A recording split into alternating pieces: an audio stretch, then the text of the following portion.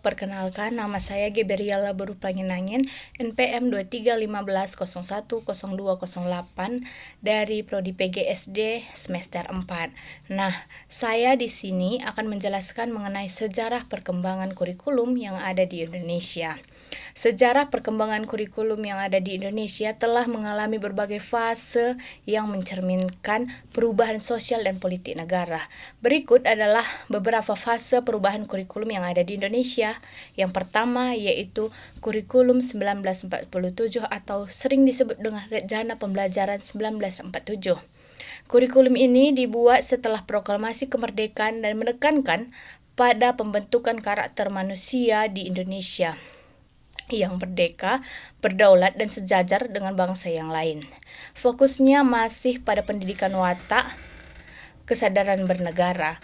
Kurikulum ini menjadi landasan awal bagi sistem pendidikan Indonesia yang baru saja berdiri.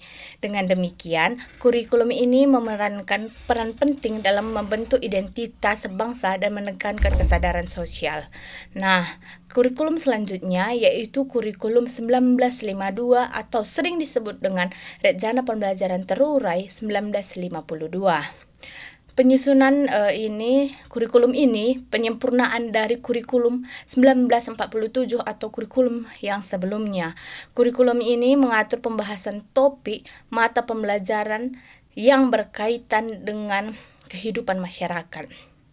Nah, guru hanya bisa mengajar satu mata pembelajaran saja yang berkaitan dengan kehidupan masyarakat dan bertujuan untuk meningkatkan kualitas pengajaran dan memastikan bahwa guru dapat fokus pada satu mata pembelajaran saja dan dapat meningkatkan bidang keahlian.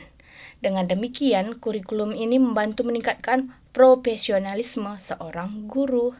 Nah, kurikulum selanjutnya yaitu kurikulum 1964 yang sering juga disebut dengan Rencana Pendidikan 1964. Nah, pendidikan pada fase kurikulum ini berfokus pada pengembangan moral, kecerdasan, emosional, keterampilan, dan jasmani. Proses pembelajaran dilakukan secara aktif, kreatif, dan produktif.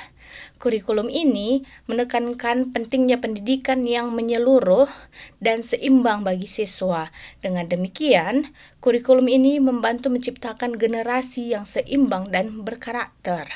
Nah, kurikulum selanjutnya yaitu kurikulum 1968. Nah, pada kurikulum 1968 ini, materi pendidikan rendah memiliki korelasi dan jenjang pendidikan selanjutnya. Tujuannya adalah membentuk manusia Pancasila sejati, kuat dan sehat jasmani. Kurikulum ini bertujuan untuk menciptakan generasi yang kuat dan berkarakter.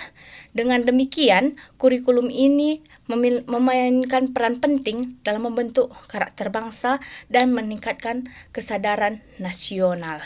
Kurikulum selanjutnya yaitu kurikulum 1975.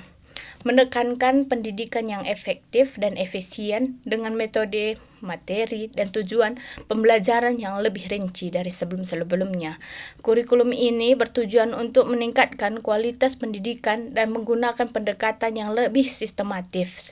Dengan demikian, kurikulum ini membantu meningkatkan kualitas pendidikan dan menciptakan generasi yang kompeten bagi bangsa Indonesia. Nah, selanjutnya yaitu kurikulum 1984. Nah, dalam kurikulum 1984 ini menempatkan siswa sebagai subjek belajar dengan model cara belajar siswa aktif atau CBSA. Nah, kurikulum ini menekankan pentingnya peran aktif siswa dalam proses pembelajaran. Dengan demikian, kurikulum ini membantu meningkatkan partisipasi dan menciptakan generasi aktif dan kreatif. Nah, selanjutnya yaitu kurikulum 1994 dan suplemen kurikulum 1999. Nah, perpaduan dari kurikulum sebelumnya dengan mata pembelajaran muatan lokal, kurikulum ini bertujuan untuk meningkatkan kesadaran dan apresiasi siswa terhadap budaya dan lingkungan yang ada di sekitar mereka. Dengan demikian, kurikulum ini membantu meningkatkan kesadaran nasional dan menciptakan generasi yang lebih peduli terhadap lingkungan. Nah, kurikulum selanjutnya yaitu kurikulum berbasis kompetensi atau KBK pada tahun 2004. Nah, kurikulum ini menekankan pada kompetensi dan dengan 3 unsur pokok: pemilihan kompetensi, indikator evaluasi, dan pengembangan pembelajaran. Kurikulum ini bertujuan untuk meningkatkan kualitas pendidikan dan berfokus pada kompetensi yang relevan dengan kebutuhan masyarakat. Dengan demikian, kurikulum ini membantu menciptakan generasi yang kompeten dan siap menghadapi tantangan global. Nah, kurikulum selanjutnya yaitu kurikulum tingkat satuan pendidikan atau KTSP pada tahun 2006. Guru diberi kewenangan untuk mengembangkan silabus dengan penilaian sesuai dengan kondisi sosial dan daerah. Kurikulum ini bertujuan untuk meningkatkan otonomi sekolah dan guru dalam mengembangkan program pendidikan yang sesuai dengan kebutuhan lokal. Dengan demikian, kurikulum ini membantu meningkatkan pendidikan dan menciptakan generasi yang relevan dengan kebutuhan yang ada di masyarakat. Nah, selanjutnya yaitu kurikulum 2013 atau K13, menekankan pada pembelajaran berbasis kompetensi dengan pendekatan saintifik untuk membantu siswa yang aktif, kreatif, dan inovatif. Kurikulum ini bertujuan untuk meningkatkan kualitas pendidikan dengan fokus pada pengembangan kompetensi yang relevan dengan kebutuhan abad 21. Dengan demikian, kurikulum ini membantu menciptakan generasi yang lebih siap dalam menghadapi tantangan global dan memiliki kompetensi yang relevan.